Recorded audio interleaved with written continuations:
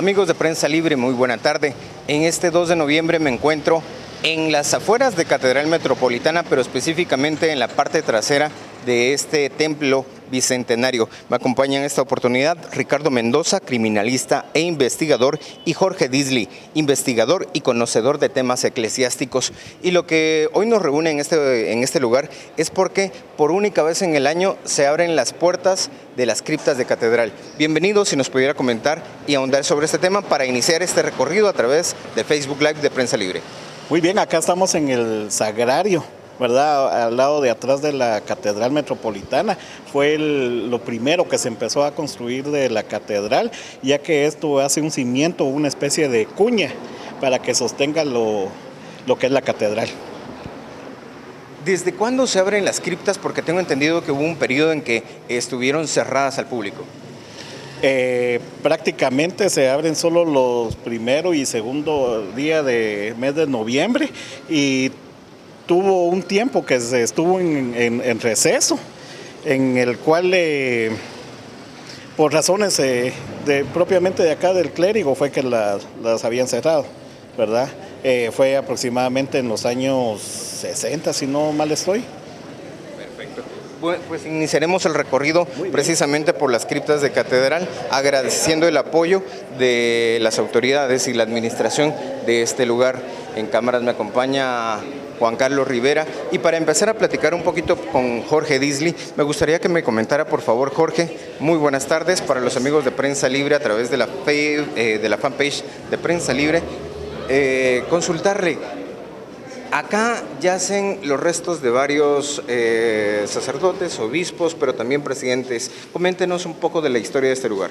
Así es, este lugar, el primer enterramiento se dio en 1796 y en su mayoría las personas que están acá enterradas son miembros de la Iglesia Católica, aunque también, como usted lo menciona, hay varias personas que fueron parte de la vida política de nuestro país, entre ellos dos presidentes, entre ellos José María Reina Barrios y el expresidente también Rafael Carrera, que fue el único presidente vitalicio que ha tenido nuestro país. La mayoría de arzobispos que ha tenido la arquidiócesis de Guatemala están acá enterrados, con excepción de más o menos 6 o 7 que no están acá. Algunos están en el extranjero y otros, como el recién fallecido Rodolfo Cardenal Quesada Toruño, que está enterrado en la parte de adentro de la catedral, en la capilla del Apóstol Santiago.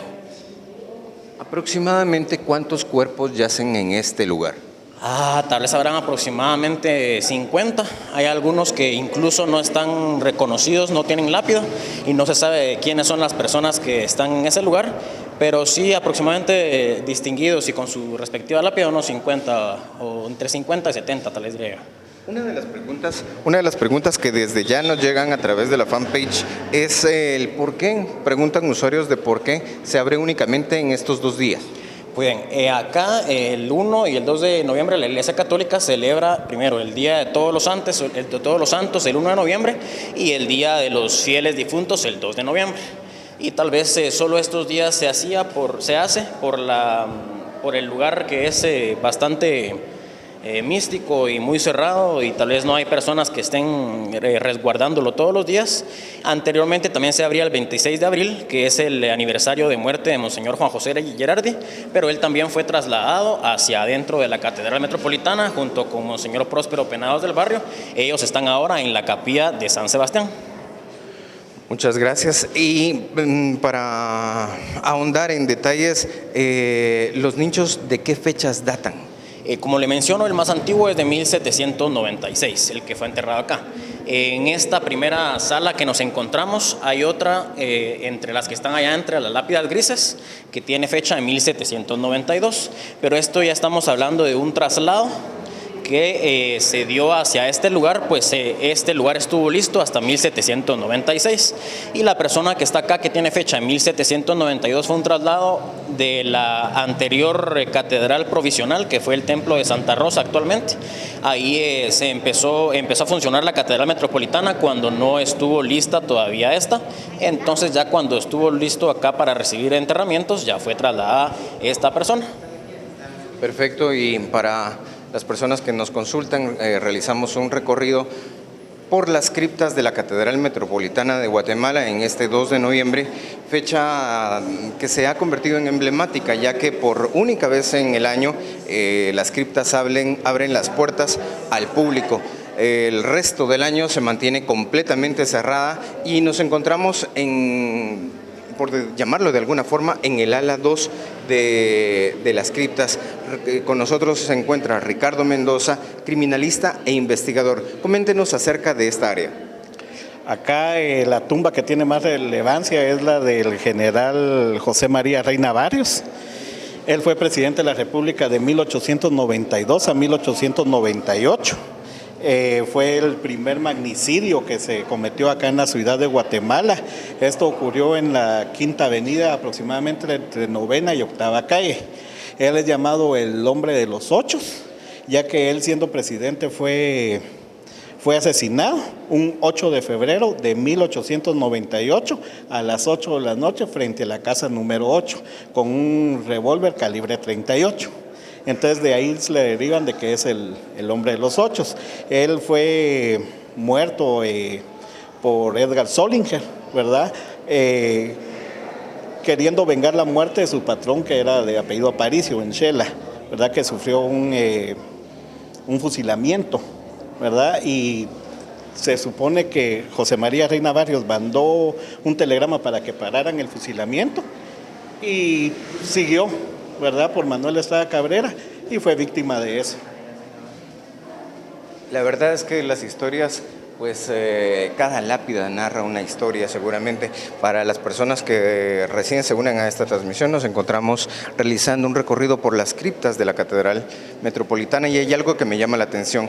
En 1815 es el año donde se abre en las puertas de Catedral. ¿Cómo existen datos que recuerden el traslado de los cuerpos de las personas que están inhumadas en este lugar? Sí, anteriormente la catedral provisional era la iglesia de Santa Rosa, la que se encuentra ubicada en 8ª calle y 10ª avenida, zona 1, y un cadáver precisamente que está en la entrada fue trasladado de allá, que era el decano de la Universidad de San Carlos. Wow. ¿De cuántas áreas está conformada todo el terreno, el lugar? Si nos pudiera comentar Jorge Disley, investigador. Pues bien, las criptas en sí están más o menos desde acá, que es la 8ª calle, hasta aproximadamente la mitad de la catedral, más o menos donde está el altar del Señor San José y de San Pedro. Y esto sirvió en un principio para nivelar la calle y que, como las calles van en desnivel hacia abajo, pudieran ya empezarse la construcción formal de la catedral en sí. En este lugar de las criptas, cada una de ellas lleva el nombre del lugar en el que estamos con respecto al de arriba. Por ejemplo, ahorita estamos ubicados en la cripta de la Virgen del Socorro, ya que estamos precisamente arriba de la capilla de la Virgen del Socorro, arriba. Entonces, cada una de las criptas lleva el nombre y llegan más o menos hasta la de San Pedro y San José, y cada una tiene el nombre de cada una de las capillas que están arriba. ¿Aproximadamente a qué profundidad nos encontramos de la catedral al lugar donde estamos? Unos 30 metros aproximadamente. Y acá en esta ala vemos personajes que sí marcaron mucho en la historia de Guatemala.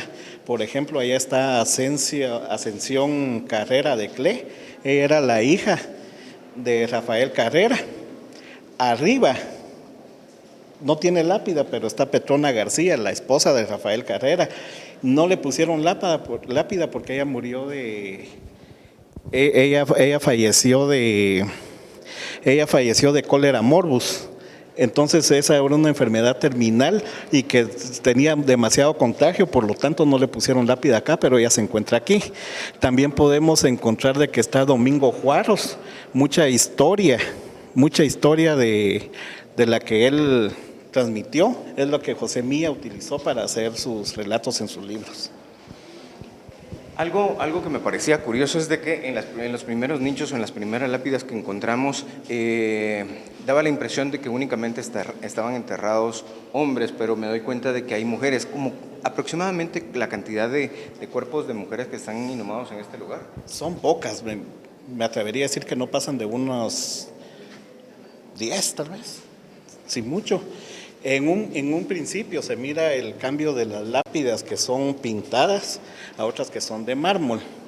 Esto es debido a que en sus inicios ya la marmolería vino de moda francesa al finalizar el siglo XVIII. Entonces, antes las lápidas se hacían con frescos, con polvo de oro y otro tipo de polvo para hacerlo pintado a mano. ¿En qué área volvemos con Jorge Disley? Jorge, ¿en qué área nos encontramos ahora de las criptas? Muy bien, ahora estamos cerca de la entrada de la cripta que lleva por nombre Cripta de la Inmaculada Concepción. Pues estamos precisamente abajo de la capilla donde se encuentra la imagen de esta advocación mariana, allá arriba en la Catedral Metropolitana. Y acá en esta cripta se encuentra únicamente enterrado el arzobispo Ricardo Casanova y Estrada. Él fue el 11º arzobispo de la Arquidiócesis de Santiago de Guatemala.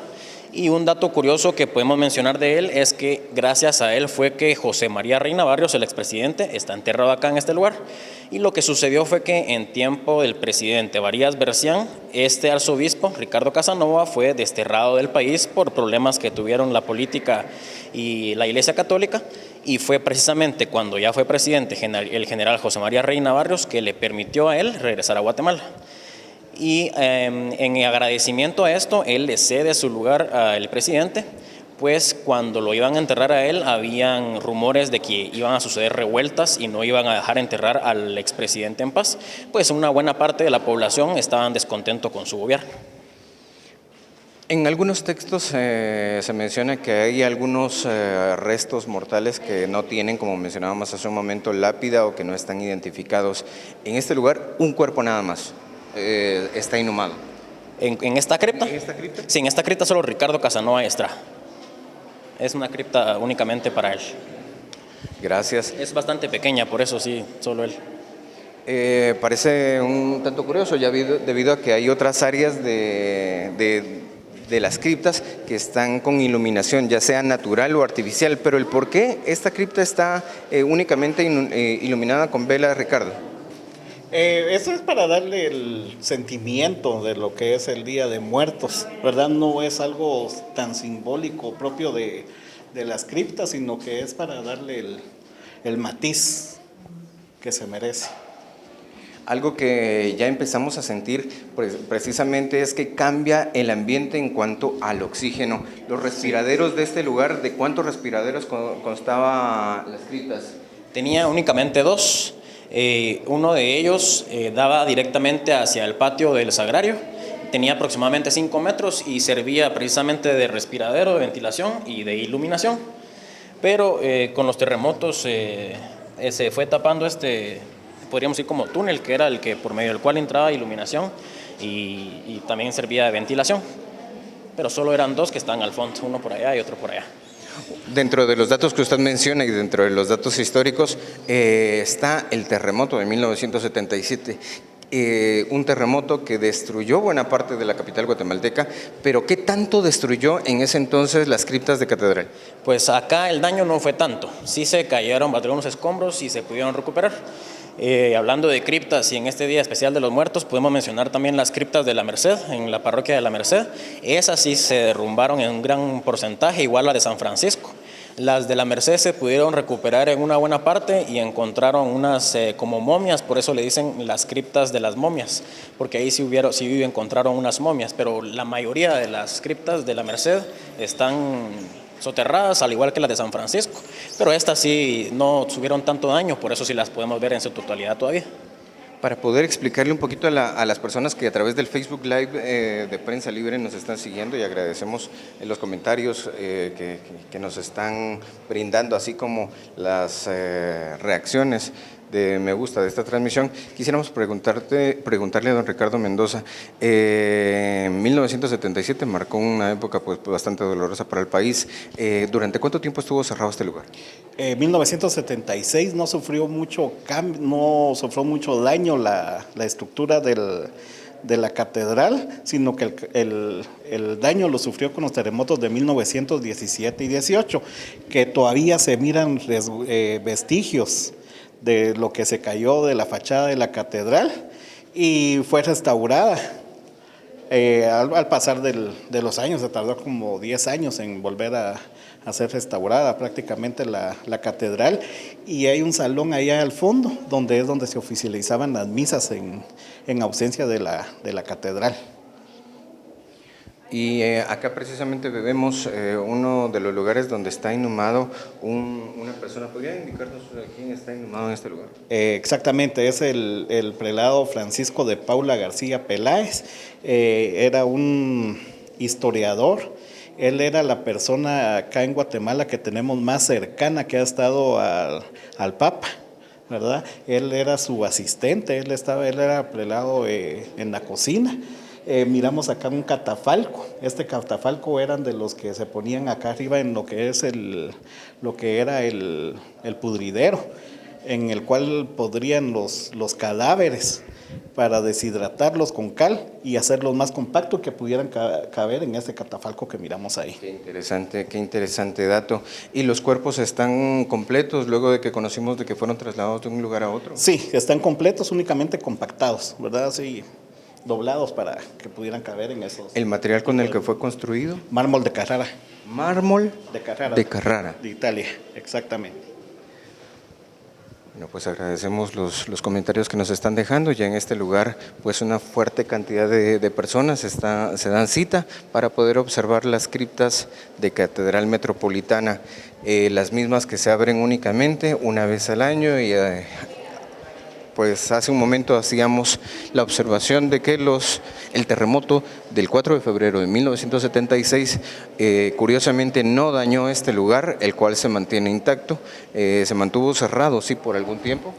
Sí, eso es debido a las columnas que sostienen esto, que son inmensas, son aproximadamente como de 8 metros.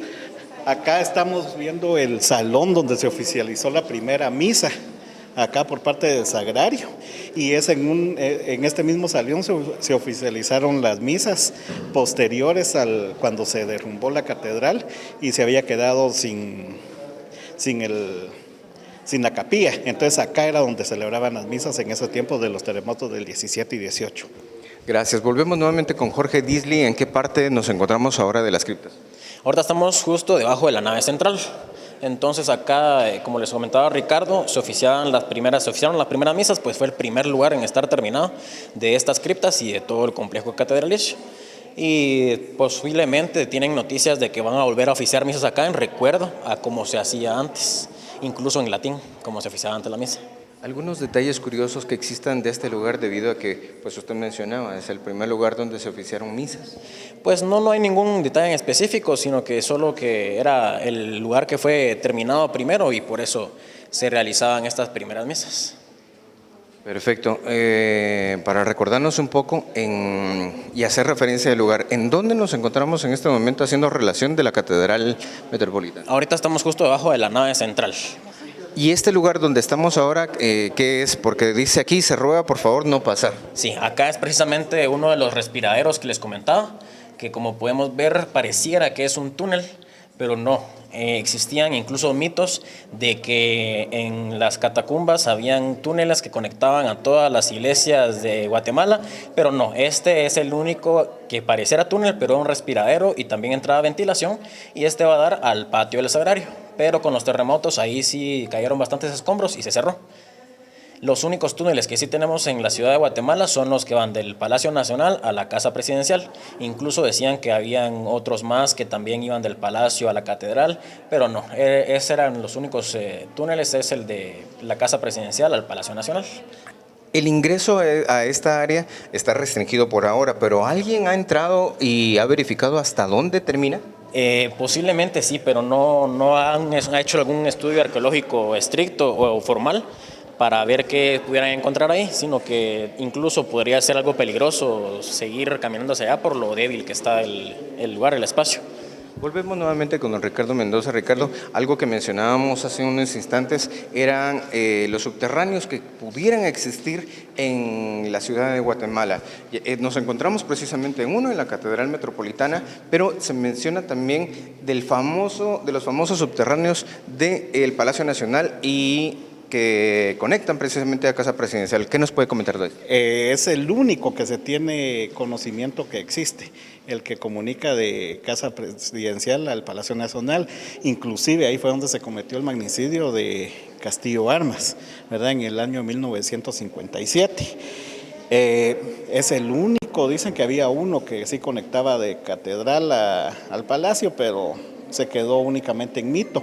La ciudad, desde un principio para el traslado, se fijaron en que era un lugar que había abundante agua. Entonces aquí en el centro pasa un río abajo de todo que desemboca en el Puente de las Vacas. Entonces es muy difícil de que haya todos los túneles que dicen que conectan entre las iglesias, es muy difícil que se pueda dar ese evento. Acá podemos ver los cimientos que sostienen la catedral. Estas grandes columnas son las que los sostiene, ¿verdad? Es aproximadamente, calculo yo que tal vez tendrán unos 8 metros. Eso es lo que sirve de base para que no se llegue a desplomar la catedral. Todo esto formó parte del diseño original de construcción de catedral. ¿Quién diseñó precisamente Catedral? Marcos Ibáñez, y todo esto lo hizo como una cuña para sostener la catedral. Fue lo primero que se empezó a edificar para que le sirviera de cuña y compensara la pendiente que tiene la octava calle. Pues muchas gracias, datos bastante curiosos acerca de las criptas de la Catedral Metropolitana de la Ciudad de Guatemala.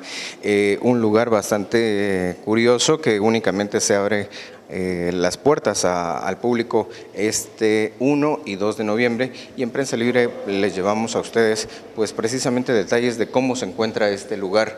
Si nos pudieran dar más detalles acerca de Catedral, que por cierto tiene ya 200 años. Pues esta catedral fue iniciada a construir en el año de 1782, luego de que fuera la ruina de la antigua capital de Guatemala, antigua Guatemala conocida actualmente. Para ese entonces se dio 2 grupos, los traslacionistas y los terronistas. Uno de ellos, los terronistas, estaba encabezado por el arzobispo de Guatemala, Monseñor Pedro Cortés y Larraz, y el otro por el capitán general de Guatemala, Martín de Mayorga. Y unos se oponían a que se trasladara y los otros querían que sí se trasladara. Entonces a este arzobispo le fue solicitado al rey que fuera removido de su cargo, y fue cuando entonces envían al nuevo arzobispo, el 4º arzobispo de Guatemala, Monseñor Cayetano Franco Simón Royo. Entonces él es el que se encarga de empezar esta construcción en el año 1782. La primera piedra fue colocada el 25 de julio, día del apóstol Santiago, por eso la diócesis lleva su nombre, la arquidiócesis de Santiago de Guatemala. Luego siguieron los trabajos de construcción, a veces con ciertas dificultades, y fue hasta 1815 cuando se inaugura. Hace 2 años celebrábamos los 200 años de este templo, de la Catedral Metropolitana. En ese entonces incluso todavía no estaban terminadas las torres de campanarios, fue años más tarde que ya se pudieron terminar. Pues agradecemos la información que nos brinda Jorge Disley, investigador y experto en temas eclesiásticos. Volvemos con don Ricardo Mendoza. Don Ricardo, ¿a quiénes podemos encontrar o qué cuerpos yacen en este lugar? Aquí hay uno que es muy emblemático, el de Mario Casariego. Él fue cardenal de Guatemala. Gracias a él fue que vino el Papa a Guatemala, su primera visita. Él estuvo a cargo de toda esa... Exacto, Mario Casariego estuvo a cargo de todos los preparativos para que viniera el Papa, y era su mayor anhelo hacer que viniera el Papa a visitar tierras guatemaltecas. El Papa vino, si no mal estoy, el 23 de marzo de 1983, y él falleció en el mes de junio de 1985 viendo su sueño que se hizo realidad. Claro, bastante interesante, y precisamente uno de los personajes de la Iglesia Católica más recordados y más queridos. Él originalmente fue inhumado en este lugar. Sí, él fue inhumado en este lugar. Acá los únicos personajes que han sido inhumados y luego posteriormente exhumados es Monseñor Gerardi y Monseñor Próspero Penados del Barrio, ¿verdad? Ya que ellos tenían muchas visitas y eran unas personas muy queridas por los guatemaltecos. Entonces, por esa razón decidieron mejor moverlos allá arriba a la catedral. Entonces, de hace como unos 4 o 5 años que ellos están allá arriba. Nuevamente volvemos con Jorge Disley. Escuchábamos hace un momento algunos detalles curiosos. Monseñor el Cardenal Casariego se encuentra en este lugar. Si nos pudiera dar detalles de cómo ocurrió en ese entonces el entierro del Cardenal. Monseñor Mario Cardenal Casariego era también un personaje muy querido, incluso él hizo muchas consagraciones de imágenes de bastante veneración en nuestro país, entre ellos el Cristo del Amor de Santo Domingo. Entonces, por eso mismo las personas lo querían mucho y fue enterrado acá en este lugar con un multitudinario entierro. Otro dato curioso de Monseñor Casariego es que solo él y Monseñor Quesada han sido los dos únicos cardenales de la Iglesia Católica Guatemalteca. Y de nacimiento guatemalteco solamente Monseñor Quesada, pues Mario Cardenal era originario de España, pero ya vivió la mayoría de su vida acá en nuestro país. Y entre otros de los personajes que tenemos acá, también está otro arzobispo de Guatemala, Luis Durú y Surré, que él era de origen francés y vino a ser acá arzobispo de Guatemala. Las nacionalidades de los arzobispos hemos tenido cubanos, peruanos y entre otras más. El primero de ellos en ser guatemalteco fue Francisco de Paula García Peláez, que era originario de San Juan Zacatepeques, y después de él la mayoría han sido guatemaltecos, pero con excepción de Luis Durú, que era francés. Algo muy interesante es que vemos algunos espacios que parecieran vacíos. Entonces esto me da la opción de pensar de que pudieran existir acá nuevos entierros. Sí, correcto. Acá todavía hay capacidad para enterrar personas y los que tienen esa posibilidad exactamente son los arzobispos, obispos y demás miembros del clero. Actualmente es muy difícil que puedan acceder a enterrar a alguna persona que no sea del clero guatemalteco, pero si hay razones de peso para hacerlo, se puede realizar. Pero sí, las principales personas que pueden ser enterradas acá son miembros del clero.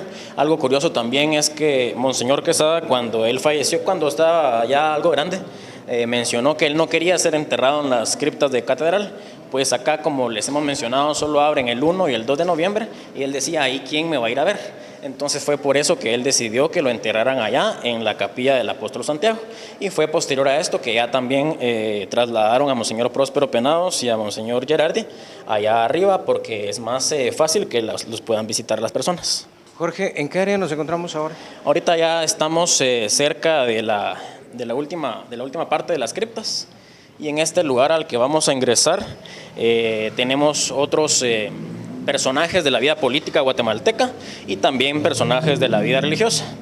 Y acá podemos, entre los que tenemos acá, mencionar a uno muy popular que muchos ni se imaginan de que de ahí viene el dicho en el que cuando algo es muy viejo le dicen, eso es del tiempo de Tatalapo. Pues acá tenemos el motivo de este refrán de Tatalapo, y es del mariscal Serapio Cruz. Le decían así, pues él era terrateniente de Palencia, y a los dueños de fincas y de hacienda le decían el Tata y Lapo por Serapio. Entonces él es Tatalapio Serapio Cruz. Aparte de todo, también él era le dicen el precursor de los revolucionarios de Guatemala, pues él desde la montaña juntaba a personas que estaban en contra del gobierno para derrocarlos.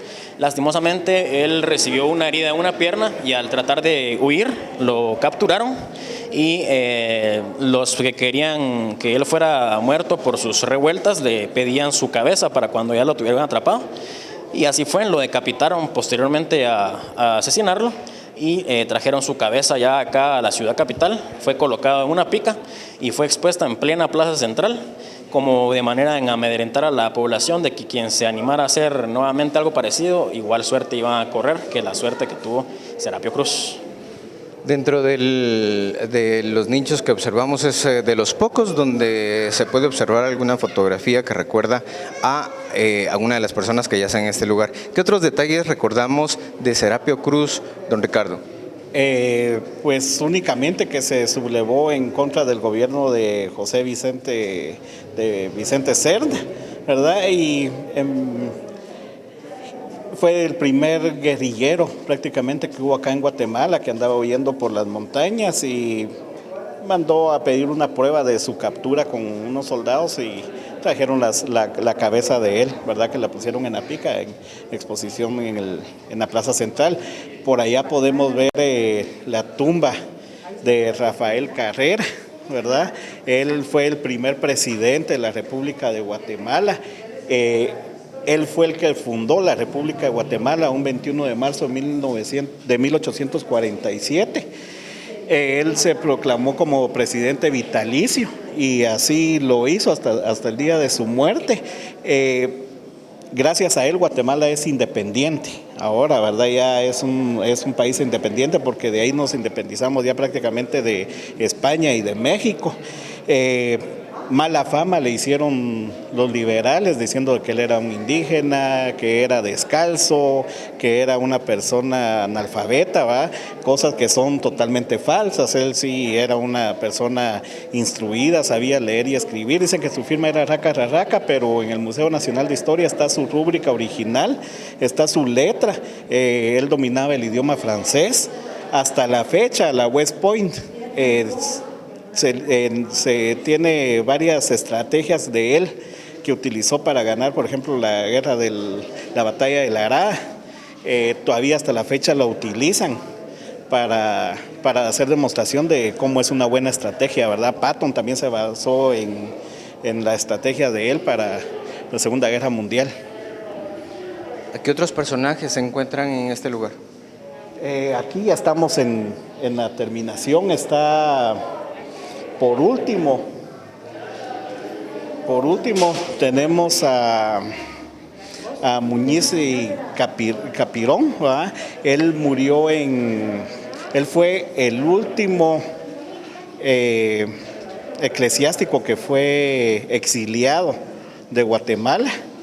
Él se fue a Colombia y allá en Colombia falleció y exhumaron su cuerpo para acá, para Guatemala, ¿verdad? Después de él salió en el tiempo de Estrada Cabrera y después de él ya nadie más ha sido expulsado de acá de Guatemala. Muchísimas gracias y para terminar ya con esta transmisión a través de la fanpage de Prensa Libre, pues quisiéramos contarles de que es un recorrido bastante curioso, con bastantes detalles, con bastante historia, cuerpos de personas de la vida política, de la vida religiosa de Guatemala, y que para hacer un poco de resumen, no solamente hay hombres inhumados, sino que también hay mujeres enterradas. Para recordar, se abre únicamente las puertas al público el 1 y 2 de noviembre, pero tengo entendido que este año también ustedes realizan una actividad muy particular. Si nos pudiera informar sobre eso. Muy bien, Necroturismo en Guatemala. Estamos nosotros en Facebook. Nos encargamos de hacer guías tanto en el Cementerio General como en el Cementerio de la Antigua y ahorita en las criptas. Aproximadamente el 25 de noviembre vamos a tener aquí actividad junto con el elenco de teatro de Un Paseo por la Historia. Y los esperamos que nos acompañen, ¿verdad? Es el 25 de noviembre aproximadamente. Siempre consulten nuestra página de Facebook, Necroturismo en Guatemala. De esta forma terminamos esta transmisión a través de Facebook Live de la fanpage de Prensa Libre y los invitamos a mantenerse conectados a través de prensalibre.com. Les acompañó Antonio Iscot y Juan Carlos Rivera para Prensa Libre TV.